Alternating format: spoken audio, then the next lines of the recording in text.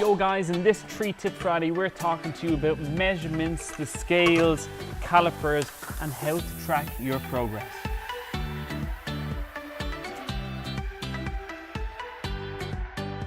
So the first thing is tracking progress is essential no matter what your goals are.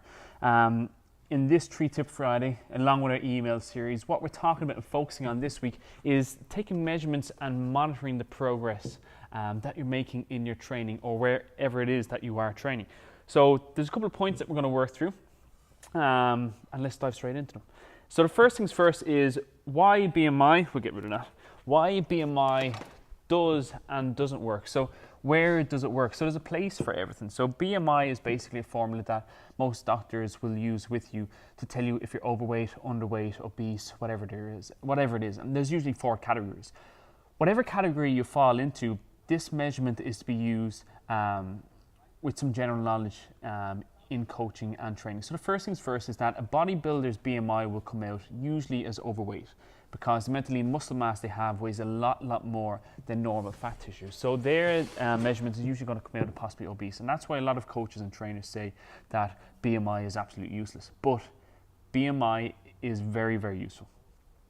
For example, is if you take a client who's typically, or an individual who might be quite overweight around the stomach area. Usually this BMI measurement is quite accurate for those individuals because their stomach is quite big. The higher risk of heart disease and all those different heart disease, heart attacks, strokes, all those things go up when you have a lot more residual fat around the stomach area. So that's when BMI does work. So consider as well is like, are you that type of individual, especially if it's around the midsection? And again, being overweight, you can carry weight in other areas. So let's move on to a couple of different measurements that you might want to try to track progress.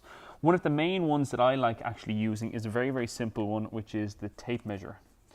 So the tape measure, again, using centimeters, a couple of main measurements that we would do is typically is the arm, so around the triceps and biceps area, especially for ladies who are trying to tone up this area. Usually ladies tend to store more fat around the hips and around the arm area due to types of different hormone profile makeup.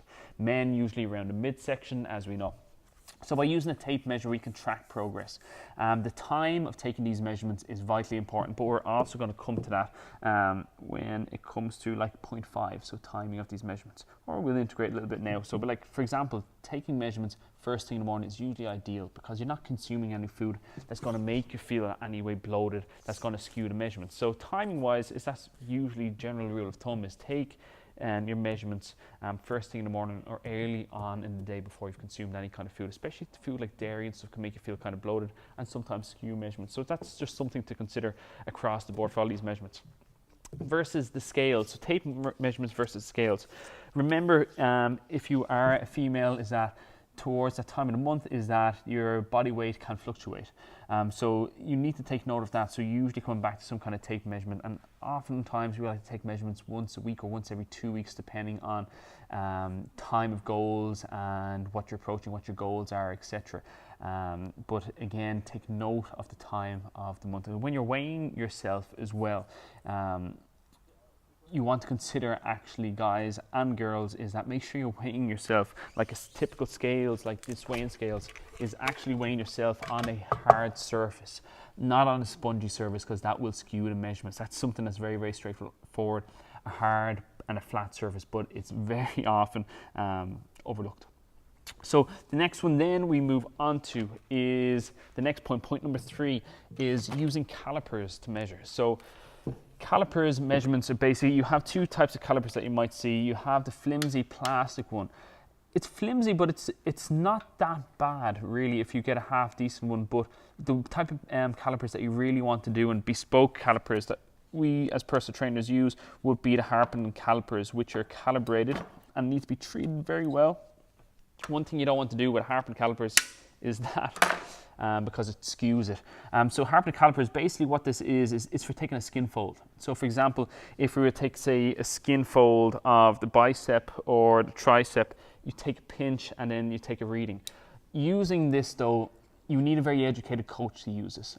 Usually early days, people say, oh, the calipers is the best thing to use. But if you cannot see your top 2 abs, so that's the abs here and here, really shouldn't be using calipers, say for example on your stomach area.